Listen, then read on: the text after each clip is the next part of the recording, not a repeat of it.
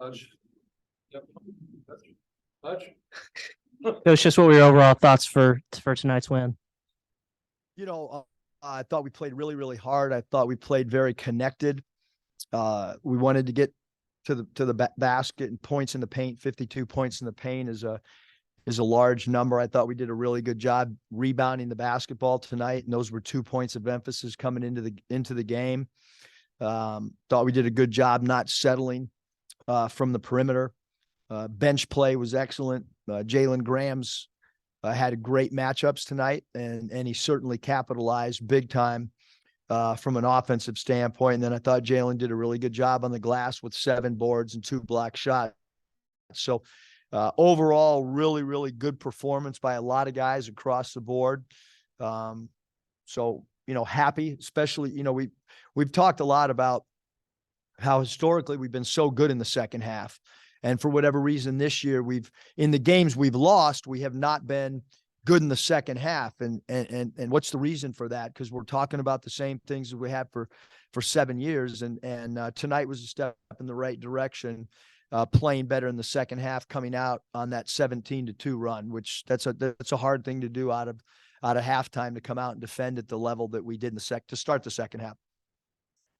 Against Texas A&M, you had a halftime lead evaporate quickly in the second half tonight.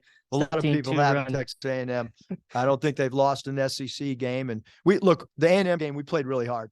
Neither team could score down the stretch. It's not like they were, scoring at will the last 5 minutes. I mean, it was a real defensive, physical battle, and we missed some foul shots. And that team is 10-2 going into tonight.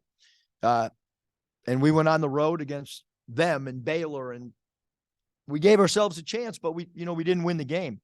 The game that I felt, we didn't play well enough against Mississippi State, but the Texas A&M game, our team played and gave everything they had, and we didn't win the game.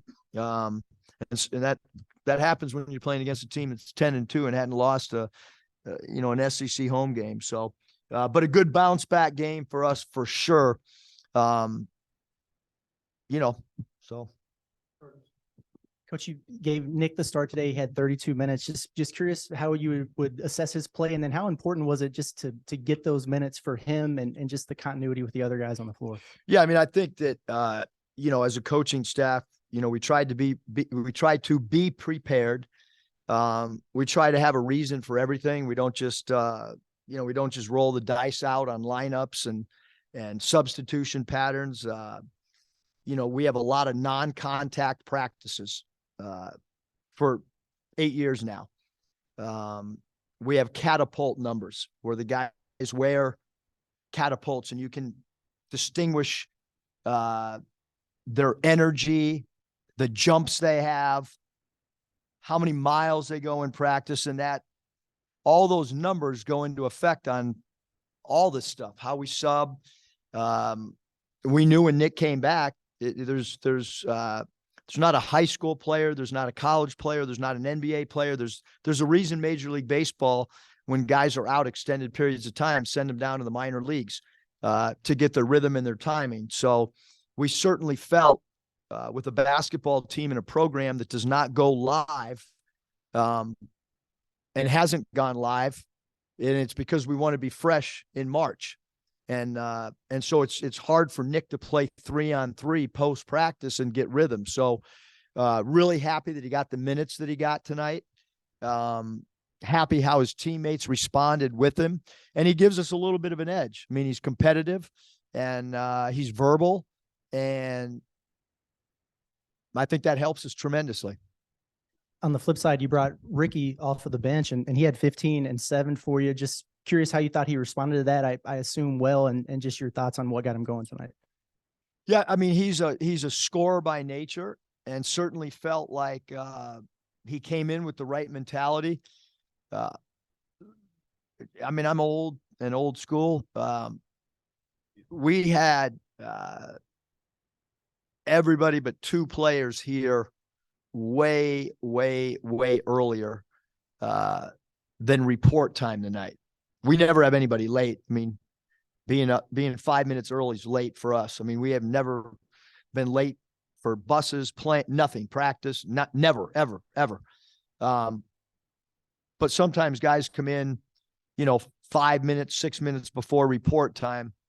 We had a lot of guys here real early. And I can tell you that Nick and AB were here really early. I can tell you Ricky was here really early. And so we talked at the 70-minute mark or 80 minutes before tip-off that, Ricky's approach showing up that early, knowing he wasn't going to start, it didn't affect him at all. And that's what you want from a player. I mean, he knows the confidence that we have in him. He played 32 minutes and he deserved to. And, we need him to play well. How this lineup goes, I got to dive into Georgia and look at matchups and see if we're going to keep it like it is, or if we're going to change, all those things. I think with where we are right now, they're still to be determined how we go into, certain games. Looking at Mackay's double-double along with the numbers that Graham put up and then your backcourt, is this the most balanced offense you've had in a game since maybe San Jose State? That was your one game where everybody was available, but it kind of seemed that way. And I wanted your thoughts. I think the flow offensively, Kevin, was really good. I thought the defensive connectivity was really, really, really good tonight. I mean, there wasn't a lot of clean looks for Florida. And, quite frankly, they made 4 out of 21 from 3 and 2 of them were on me. I made the decision that 13, we were not going to really guard out there because of lack of experience. And so in reality, our team, the guys in the locker room gave up 2 and I gave up 2. So I thought that the following the game plan, defensive rebounding, all those things really, really good. The 6 blocks, very important from a rim protection standpoint. We've been so good blocking shots all year and that continued. And, getting 8 steals instead of 2 or 3. I mean, we need that activity from a defensive standpoint as well. Anything in particular impress you about Jalen in terms of having so much offense run through him? I thought he looked pretty patient on a majority of his posts. I thought he was great. He's a really good passer too. So I think some teams at times can be a little bit reluctant to double team JG just because he's got a really good feel. And I thought he had great matchups for him to guard tonight. And then when, if he plays well defensively and blocks 2 shots and rebounds like he did tonight, certainly he's such a gifted offensive player. And we felt like maybe his foot speed would bother 33 a little bit and bother 13 a little bit. And wanted him to use his shot fakes against Fudge as well. So. Coach, you mentioned how hard it is to come out of halftime and put together something like a 17-2 run. Just what actually allowed you to do that hot start? Yeah, I just thought our defense was elite, to start the second half. And then we were able to get out and transition a little bit. And I thought that the easy baskets in transition certainly helped us tremendously. And then, defensively, we didn't give up 1 back door. And Florida's a heavy Princeton backdoor team. So, we spent, the prep time on no backdoors and no threes. I don't know if I've ever coached a team that we gave up none on a team that's a high volume backdoor team. And as I've mentioned, the guys in uniform only gave up 2 threes out of 19. So the 2 areas that were the biggest emphasis, they did a phenomenal job. Eric, I think you guys start off 2 for 9, and then after that you shot nearly 70%. What'd you think of the slow start, and then what got you guys going, to where you were shooting so well? Yeah, I don't want to think about the slow start because it was painful. We couldn't buy a basket. But I also think that, you've got to put it in perspective. I mean, Ricky Council's been one of our premier scorers. He's not in the starting lineup. So I think that, it was to be expected, the changing of the lineup tonight. Maybe it was going to take that group couple extra minutes to get in the flow and feel comfortable. And then after that, like I said, practically 70, not 50, but like almost 70%. Yeah, I thought pace of play, sharing the ball, not forcing shots. We ran a little bit more. We were able to run our man offense, and we were able to find the mismatches that we wanted. We probably ran 17 or 18 different sets tonight. We executed them really well, and when we're able to do that, we're pretty good. With Nick getting so many minutes, and I know it wasn't his best game, but he got 10. He looked like he had good bursts moving around. What do you expect from him now moving forward here these last few games? Yeah, I mean, I think that this game was important to him to be able to get 30 plus minutes, and we have a big game coming up on Tuesday, and two big games on the road, and then a big one at home. So every game right now for the Razorbacks is important, and him getting a little bit of rhythm and flow. It's a lot different than playing 3-on-3. This was kind of I'm sorry. You talked about this kind of normal Super Bowl games. Really couldn't afford to lose to these guys at home. And you won. You're up by 25 at one point. Just how good it feel, not just to win, but to win convincingly, and kind of feel good. Yeah, I mean, I thought we were flying around. We were diving on the floor, getting loose balls. The guys were having fun. They were competing. So yeah, I mean, I think it's really important. And now the level of maturity coming back and understanding how well Georgia has played and how improved they are, and understanding that Roberts is a really good scorer, and understanding that Bridges can really score with his back to the basket, and Aquindo is one of the best transition players in the SEC. So we got a lot of things to go through in a short amount of time, and getting ready for Georgia. And this game's behind us, and now you've got to focus on the next game on your schedule. Coach, was this a game that you knew coming in that you might be able to lean on Graham more than usual, or was it something you realized, after you got into the flow of the game? No, I didn't know what he was going to do, but we were going to go to him early, which is what we did. And we threw it in there, and a lot of it was matchups. Fudge is a younger player, and 13 has not played much, and 33. We just felt like Jalen's footwork would be a problem for them. How much is it just matchups, or is it just, in order for him to kind of put, back-to-back games together like this, is it matchups, or is it, do the other things, rebounding, defending, things like that? I think it's all encompassing. He went 2 for 2 from the foul line. That's huge, because he was batting .333. He had a heck of a batting average at the foul line. So, it's everything. It's close games, making free throws. It's rebounding your position. It's offensively, Jalen is, and he's got a great attitude too. He just we need him to rebound, because in this league every night, the rebounding is so vital. But he's done a great job working. I've been on him about the free throws pretty hard, and I thought he did a good job tonight converting the ones he had. We didn't ask you about Anthony. Maybe we're just so conditioned to him filling up the box score. What did you think of his game? And then after that, Nickeil had a double-double. What did you think of his game? Yeah, for sure. Anthony Black, phenomenal. I thought that the steal in the backcourt late in the game, he's starting to get a lot lower defensively. That's something that we've talked about. I brought up the catapult numbers. The last 2 days have been his highest in probably 2 months, as far as he's really working defensively, because he's an elite defender. We just need him to get a little bit lower.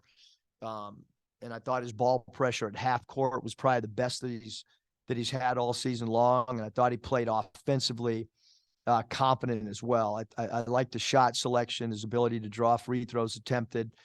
And then Nickeil did a phenomenal job as a rim roller, did a great job being in the dunker spot, having his hands ready to catch and flush on any dump off passes. So, You know, his plus minus, really good, and his rebounding really good. It seems like going back to Kentucky, maybe Nickeil stepping up and taking some mid-range shots. Seems like AB is taking some mid-range shots and they're having a little success. Is this something y'all are talking about? If the defense is going to play off even guys, if it's not necessarily their comfort zone, going ahead and. Yeah, I think that, maybe at times we've been a little bit reluctant to take open shots, and that actually hurts your offensive flow. All the analytics guys will tell you that a mid-range shot's the worst shot in basketball. The good thing is they're not on our staff. And when you're, and most of those guys, by the way, have never dribbled a basketball, called a timeout. When you grow up, if you're over the age of 55, the mid-range shot was the best shot in basketball. And you watch old NBA games and that's all people shot, and a 15-foot wide open shot should be a good shot. Again, regardless of what those guys that went to high academic institutions that are statisticians or whatever you call them. All right, so we'll turn it over. Take a question on Georgia real quick. Before that, you said a bunch of guys were here early. What is report time today on a 1 p.m. tip? Yeah, we're a little bit earlier than most people. It's an hour and 35 before. An hour and a half is usually early. We had guys well over 2 hours here early, and we had, we met this morning at 9. So obviously, the report time, couldn't be any, later than 11:20 or whatever it was today. And we had guys well before 11, I promise you. You're talking about reporting to the arena, the locker room stuff. Yeah. Butts in the chairs, not walking in. Yeah. I guess or on the floor, preferably. I guess Georgia's playing Alabama tonight, so that's an easy chore for them. But well, this is going to be your second Saturday, Tuesday turn, but the first time you did was back-to-back road games. Now it's back-to-back home games. How different is that? Well, I think when you eliminate the travel, it's better. But I mean, these guys are so used to playing AAU games where they're playing 5 games in a day, and Not a big deal then. I hope not. Okay. And well, hopefully it'd be better for you not having to travel. But and then Georgia, obviously they had a horrible year last year. They're much more competitive this year. What have you seen from Georgia? What do you think about the job Mike White's doing? I think Mike's done a great job, phenomenal job. Their players look like they're having fun. Hill's giving them a lift at the guard position. They went out and got 6 transfers. Those guys have all, they've contributed. Moncrief's an athletic player that gets off the floor extremely quick. And I mentioned Bridges with his back to the basket, with using his left hand, once in a while using the right hand. On that right block, he's really good going middle. And then Roberts is a guy that can really score the basketball. And Akindo, probably the biggest recruit that Coach White had was getting Akindo back after he was in the portal. So Bridges and Akindo, 2 guys that obviously played for Coach Crean, and then you add in the fact that they did a good job in the portal of getting guys that play extremely hard, and they've done a great job. I mean, you look at the total wins, they've won some big SEC games, and I think he's done as good a coaching job as anybody in the league, quite frankly.